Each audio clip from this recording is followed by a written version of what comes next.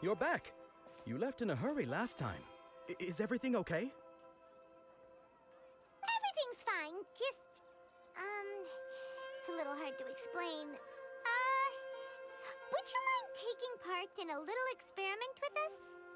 An experiment? That came out of nowhere. I'm listening, though.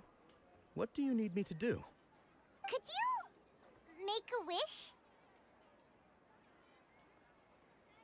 You want me to make a wish? Is that a new Sub-Zero's festival tradition or something? Less questions, more wishing! Okay. My wish. Okay. I'm a little nervous saying this out loud, but I want Miss Dunyarzad to be happy. Oh. I noticed earlier that she looked a bit down, and she wasn't really talking to anyone. She just doesn't seem like herself. She's always so gentle and kind, and all the kids love her. I've also wondered if the reason she asked me to be Fairest Knight of Flowers is because I'm special to her, or something. So, you have a crush on Dunyarzad? Oh, is it that obvious? After what I just said, I guess it is. When she placed the hat of the Knight of Flowers onto my head, she said to me, I want everyone to have a happy Sub-Zero's festival. What she didn't realize was that I'm not that interested in how everyone else feels. In that moment, I just wanted to be her Knight of Flowers for the rest of my life. 50 years, 100 years, I'll serve her till the end of time. Okay, yeah, that was a bit much. Felt like the right moment to get it off my chest, but that was pretty embarrassing. Okay, I'm ready to make my wish. I would like Miss Dunyarzad to appear in front of me right now with a smile on her face. Here goes. Please come true. I'm gonna open my eyes. Oh, you're... What? Fucky? Sorry, but only one portion of Yelda candies per person. Back home you go. Nice try, you two. Anyway, never mind. I don't need to see her appear right in front of me. As long as she's happy. Guess he isn't the host of this dream after all. Should have expected it wouldn't be this easy.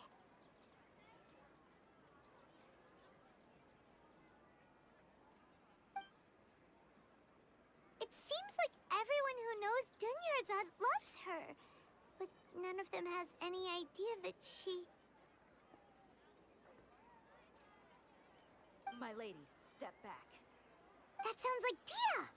Oh, right. This is when Dunyarzad bumps into the kidnappers. Huh? But Dia can handle them! Hey, Traveler!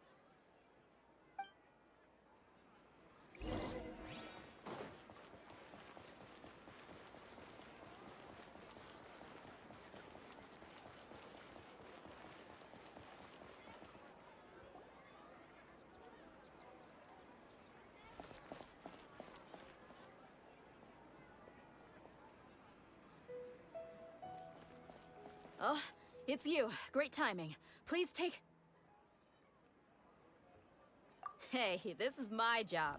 The homie Yanni's pay me, not you. You... fine, all right. Knock yourself out. Why are you so worked up anyway? It's not like I don't trust your fighting skills. Anyway, watch yourself.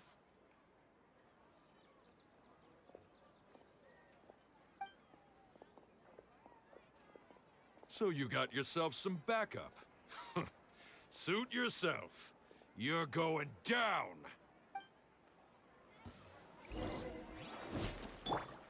There is no escape! I'm the frying pan! You can't run! Yeah. Shiver!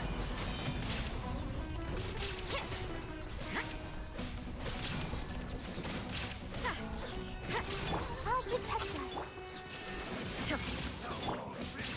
Judgment! Nice and spicy. Punishment!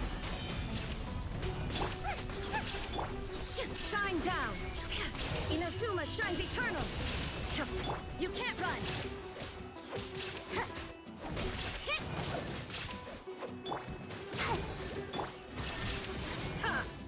You want this one? Yeah!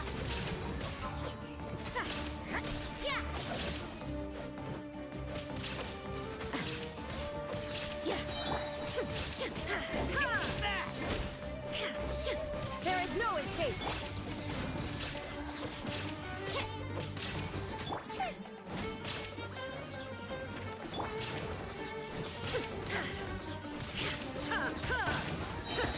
Shine down!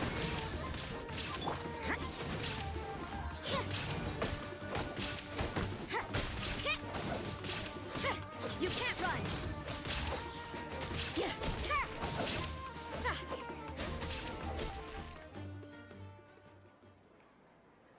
Traveler, were you just taking your anger out on those guys? You and Nahida both. Dunyarzad wouldn't want to see you two like this. Oh, and speaking of her, Paimon just remembered something. Remember how during the first Sub-Zero's festival, before the Samsara started, we came here with Dunyarzad because she wanted to pick something up? She said it was because she had forgotten something. Okay, so Paimon's memory is working so far. Anyway, Paimon also remembers that she is staying somewhere around here. She pointed it out to us the night before the Sub-Zero's festival. Yeah, even if it's only a tiny clue, it'll probably still help us more than this needle in a haystack search.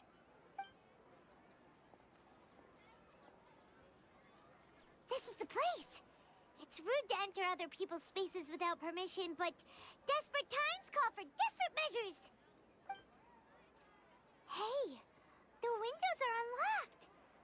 Okay, Paimon's gonna take a peek inside.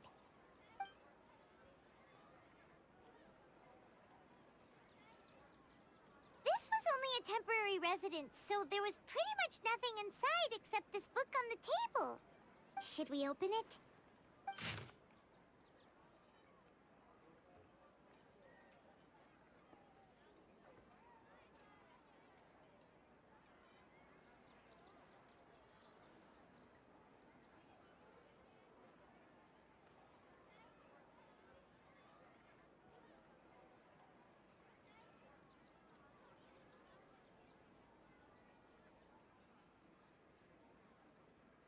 Wow.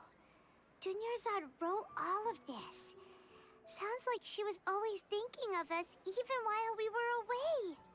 Even though she was also busy preparing for the Sub-Zero's festival and had all her health problems to worry about. She must have wanted to give this to us as a gift on the day of the Sub-Zero's festival, right? If we hadn't found this book, we never would have known. But now that we know, we can't even thank her. Hey! Where are you off to now?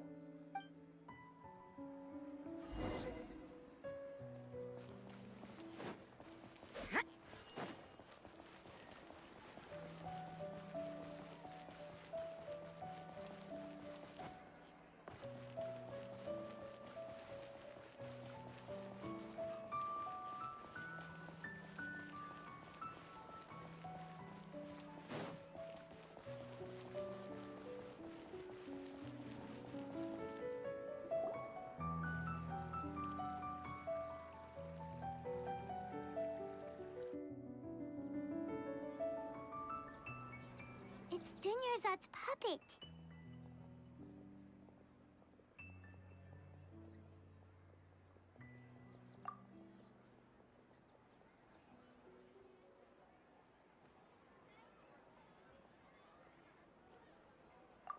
Traveler?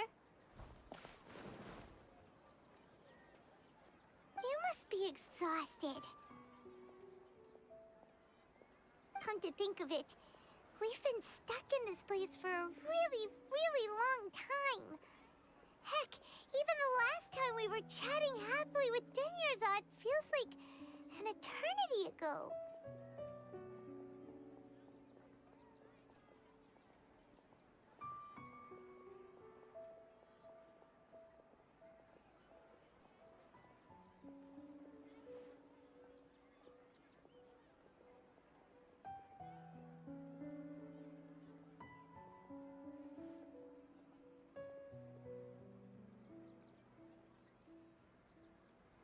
Paimon still remembers when we were sitting here, and the way her eyes sparkled when she talked about Nilu's Dance of Sub-Zerus.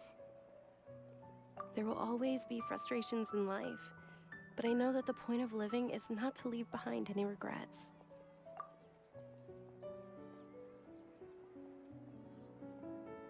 That was what the real Dunyarzad said, wasn't it? Does that mean... Yes, Traveler. What is it? Oh, so she's still just a puppet. But just now, how come... What? Where are we going this time?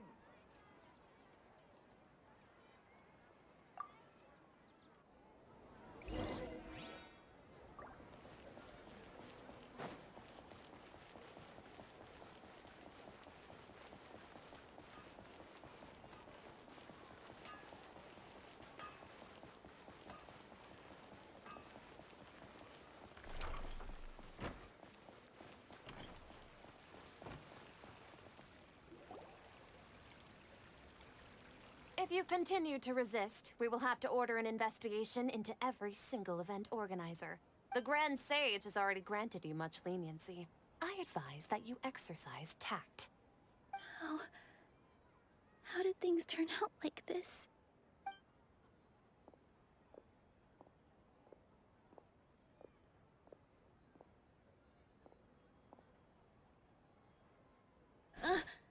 Traveler? You don't have to get involved. He's a sage from the Academia. I don't want to drag you into this. Traveler. Traveler? What the heck are you doing? If you get arrested by the Academia, that's another day gone to waste!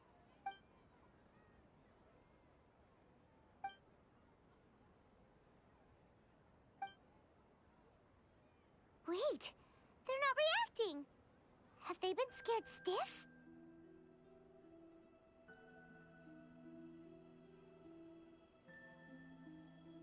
Oh, of course! If this is the Sage's plan, they wouldn't put themselves through this! So they're just substitutes! What is this? What happened to the Grand Sage and his entourage?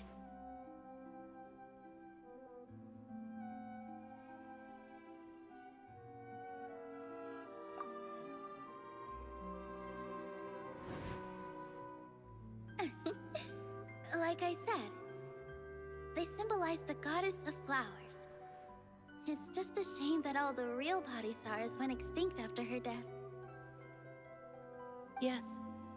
The Greater Lord brought forth new Padisaras in memory of the goddess of flowers. But she ultimately could never truly replicate that beautiful shade of purple.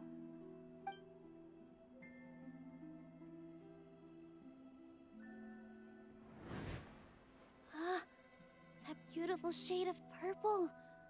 Aren't these flowers real Padisaras? Just like the ones from the legend? But didn't you just say all the real flowers went extinct after the goddess of flowers passed away? So, how? Yeah. What's going on here? Huh?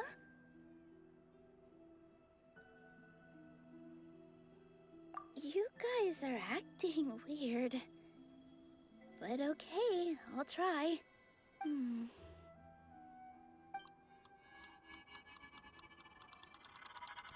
Hey! They disappeared! So Nilu's the host! What a surprise! Purple Padisaras don't exist in the real world anymore.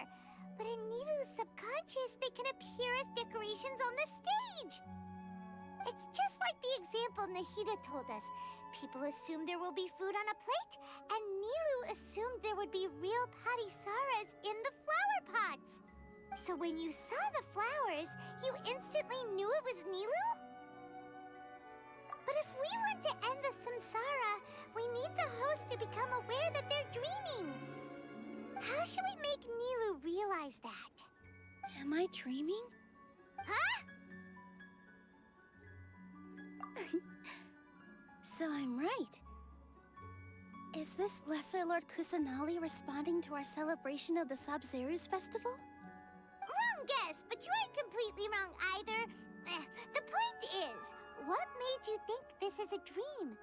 As far as you know, people in Sumaru don't dream, right? Yeah, but have you heard the tale of the first sage?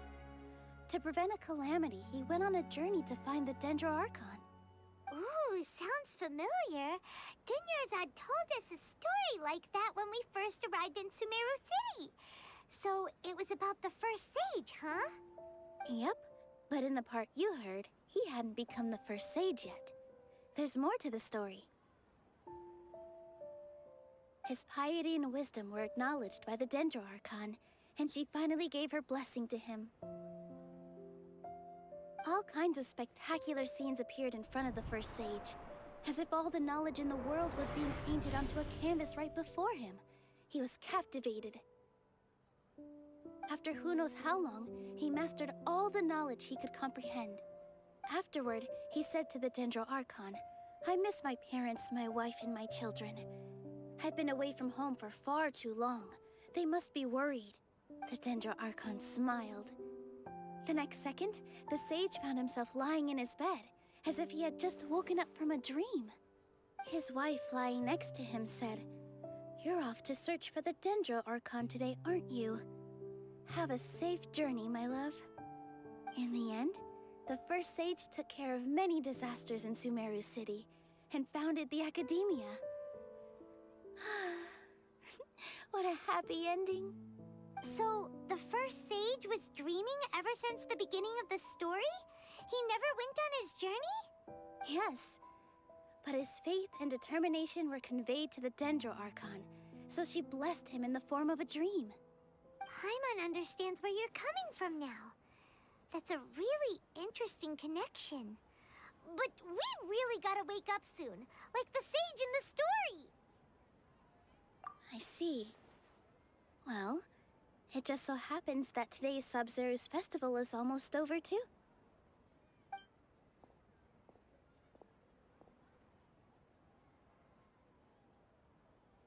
Since we're in a dream, let's make this final dance of Sub-Zerus as beautiful as we can.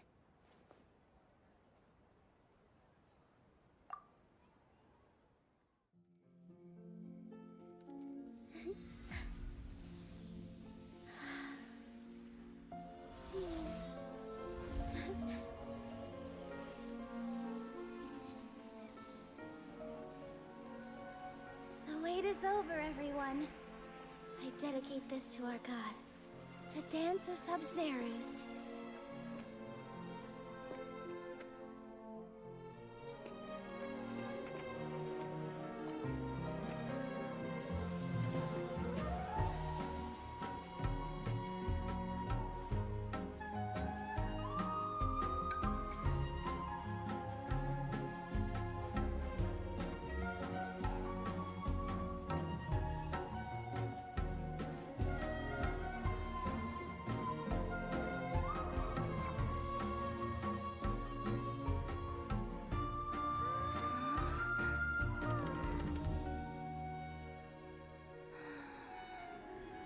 I'd be lying if I said I had no regrets.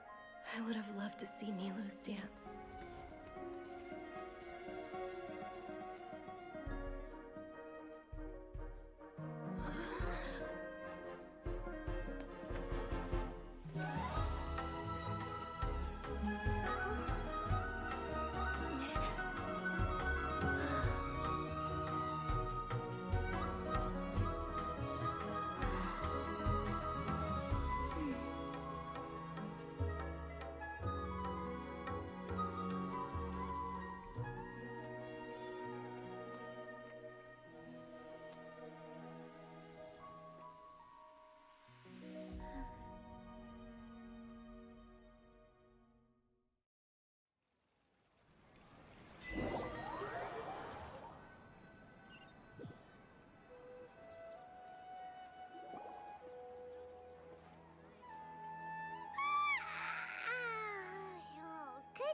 Traveler. Oh, Paimon feels like she's been asleep for the longest time. Paimon's head feels super heavy. Did we oversleep? Do you even remember going to sleep last night? Paimon thinks it was after the Sub-Zero's festival. The Sub-Zero's festival! Have we finally escaped from the Sub-Zero samsara? Quick! Take off your Akasha terminal!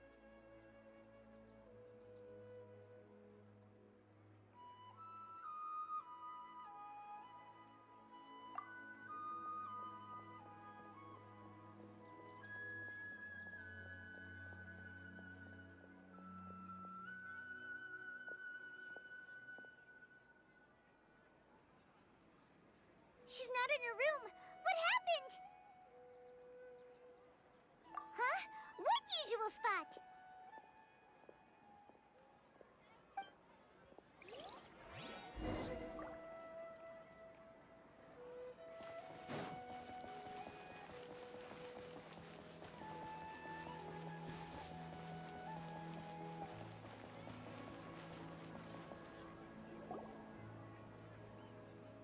Well done, Traveler and Paimon. And thank you, Dunyarzad, for organizing the Sub-Zero's festival for me. I'm sorry, who are... Dunyarzad! You're okay! Oh, don't scare us like that! Oh, Traveler Paimon. I have something amazing to tell you. I just had a dream. And I saw Nilou performing the dance of Sub-Zeros. You're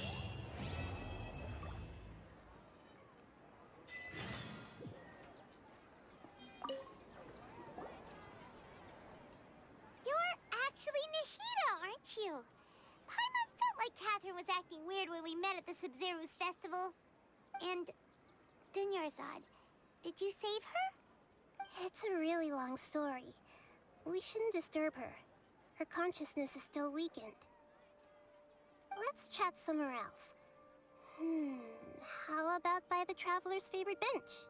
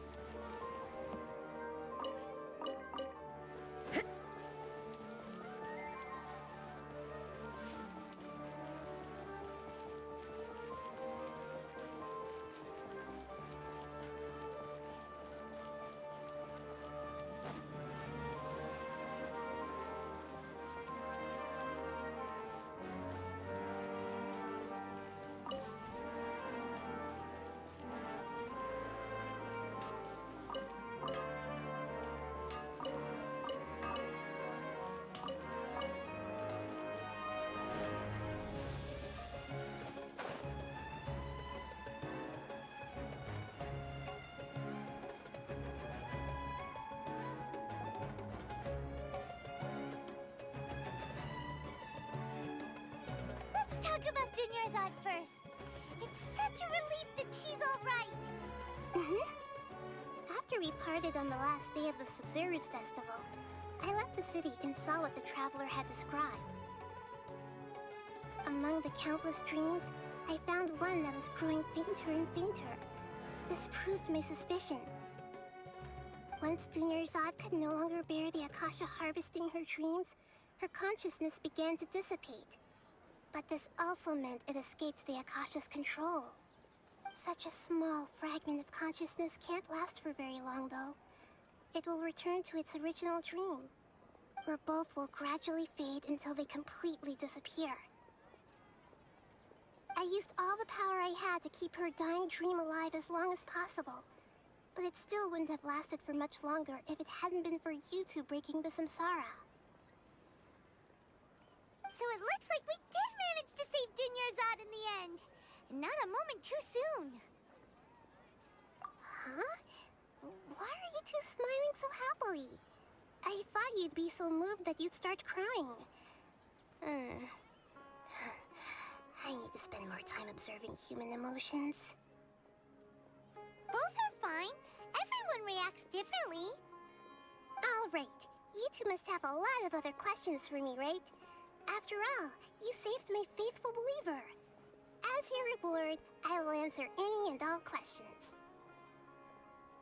At the Avidia forest, there was this incense that made the traveler fall unconscious and dream of a huge tree and a red sky. You also heard someone's voice, right? It said world and forget me. Yeah, so you do know! We've been wanting to ask you what that was about, and if the red sky was related to Conria. It seems like the traveler established a connection to Irminsul. That was a message left by Greater Lord Rukkhadevata's residual consciousness in Irminsul. Perhaps her last memory before she died. As you two probably know, Greater Lord Rukkhadevata disappeared after the disaster in Conria. The timings of these events do line up, so your suspicions are reasonable. A message from Greater Lord Rukkhadevata? We thought it was from King Deshret. King Deshret? That god who died even longer ago? Some present-day desert dwellers still worship him. You probably just heard some of their conspiracies. Okay, so what does the message mean? I still haven't managed to decipher it. Even the Akasha isn't currently capable of doing that. Greater Lord Rukkhadevata's residual consciousness in Irminsul seems to be contaminated with something that has a very dangerous aura to it. Many devoted scholars go mad as soon as they connect their consciousness. I've warned the Academia about this many times, but people still keep falling victim to it. But I believe this is the key to saving Irminsul. That's why I've kept trying to decipher it. So the tree in the vision was Irminsul? Oh, Tighnari also said that Irminsul is sick! Is it because of the contaminated consciousness? But even if you can't figure out what that vision was all about, it seems like our search for you was all in vain. The Traveler wasn't affected after coming in contact with that consciousness. I've never seen anyone like that. With you here, we may have a chance at deciphering it. No, we must decipher its secrets. I've already eliminated all other factors that might affect Irminsul. This is the only one left. This puzzle has life and death at stake. It could determine Irminsul's fate, as well as Tevat's. To be accurate, I'm using the Akasha as a medium to occupy Catherine's consciousness. How did you do that? Poor Catherine. Does this mean you can also occupy other people's consciousnesses? Theoretically, I can enter anyone's mind as long as they're wearing their Akasha terminal. The Akasha is the legacy of Greater Lord Rukkhadevata. As Lesser Lord Kusanali and the first Akasha terminal, my consciousness has always been linked to the Akasha. I've always respected my people's free will, so I've never actually occupied their consciousness. When necessary, I just borrow this bionic Snezhnayan puppet. Hold on. Did we just learn some deep, dark secret? So Catherine is... No wonder Paimon felt something was off about her. What about your own body? Why do you need to borrow other people's? Don't you live in the sanctuary of Surasthana? That story begins a long time ago. After Greater Lord Rukkhadevata disappeared, the sages found my newly born self and took me back to Sumaru. At that time, I was young and weak. The sages kept me in the sanctuary of Surasthana, ostensibly for the sake of protecting me. But I've hardly heard from them since.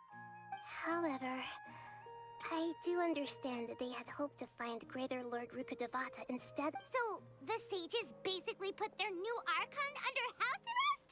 How dare they! Why don't you teach them a lesson, Nahida? In some ways, they aren't wrong. Greater Lord Rukkhadevata was omniscient and omnipotent. Even after her death, the Akasha is still empowering this nation. And I'm still really far away from being able to call myself the God of Wisdom. Moreover, the Academia is also more proficient at governing this country. My existence has little meaning. Yeah, you got a lot of believers. Just look at the Sub-Zero's festival. Everyone who showed up truly loves you. Thank you for the kind words. But I honestly don't need physical freedom as long as I can connect my consciousness to the Akasha. Trying to find a way to save Irminsul is my life's mission and top priority. I will work on that, and try to live up to being a deity in the meantime. Every once in a while, I will also take up the duties of the God of Wisdom and enlighten a lost soul here and there. Doing all that should be enough. There's never been any big problems with the Academia's governance of Sumaru. This is the first time I've seen them step out of line.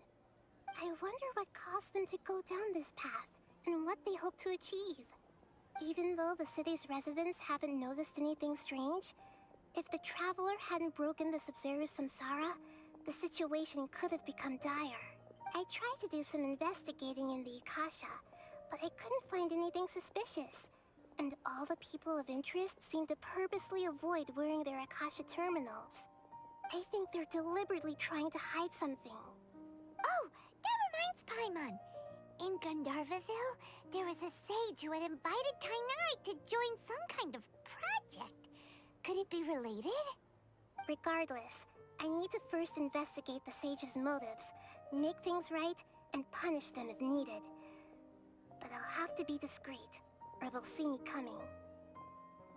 You mean how the Akasha stops you from having dreams? Yeah, it's been such a long time. No one's noticed something's up? It's not that no one noticed. It's more like no one cared. Ultimately, it's all rooted in the sage's misdirection. Misdirection? The sage has convinced everyone to believe that being unable to dream is a sign of rationality and wisdom. Not dreaming is a badge of honor in Sumeru. Even if the truth is that their dreams are being reaped by the Akasha. With their propaganda in place, the sages can maximize their use of the Akasha to facilitate their research. Besides, Greater Lord Rukkhadevata must have created the Akasha in the hopes that it could be used to its full potential. That's why I've never come out strongly against this. Anyway, the perspective advocated by the sages drowned out any voices of doubt. By now, even those who never use Akasha terminals find it too shameful and embarrassing to talk about their dreams. Got it. I hope my answers were satisfactory, seekers of knowledge. To be honest, maintaining Dunyarzad's fading dream took a lot of mental energy. I think I may need to rest for a while. Oh, and you don't need to worry too much about the sage's activities for now. The Akasha won't be able to conduct another project on the scale of the Sub-Zero's samsara in the Go and get some sleep. Leave everything to us. What a relief.